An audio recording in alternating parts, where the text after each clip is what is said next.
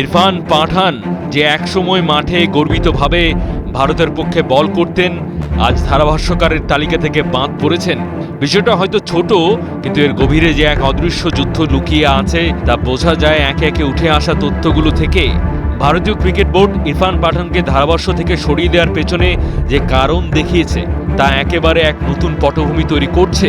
গত 2 বছর ধরে ধারাভাষ্য দেওয়ার সময় ইরফান নিয়মিতভাবে ক্রিকেটারদের সমালোচনা করে গিয়েছেন।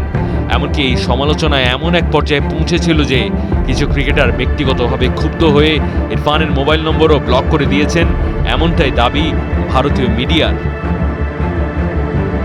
এটা শুধু 1 বা 2 জনের ব্যাপার নয়। বর্ডার গাভাস্কার সিরিজে ইরফান এমন এক ভারতীয় ক্রিকেটারের ব্যাপারে মন্তব্য করেছিলেন যা ক্ষোভের কারণ হয়ে দাঁড়িয়েছিল, যেটি পরবর্তীতে ক্রিকেট বোর্ডের কাছে গিয়েছিল অভিযোগ হিসেবে।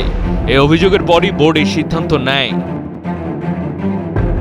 বিসিসিআইয়ের এক সূত্র মারফতে ভারতীয় মিডিয়া জানাচ্ছে, ইরফানকে আগে সতর্ক করা হয়েছিল, কিন্তু ইরফান শোনেননি, বরং তার মন্তব্যের ধারা অব্যাহত রেখেছেন। তার ব্যক্তিগত চিন্তা ভাবনা ও বিষয়গুলো ধারাভাষ্যের সময় উঠে আসা বোর্ডের পক্ষে সহ্য করা সম্ভব হয়নি। ক্রিকেটারদের মানসিক শান্তি এর কথা চিন্তা করে বোর্ডের সিদ্ধান্ত নেয়, কারণ তারা চাইছে না ইরফানের মন্তব্যগুলো ক্রিকেটারদের মানসিক স্বাস্থ্যে কোনো প্রভাব ফেলুক। মাহদি হাসান, ৭১।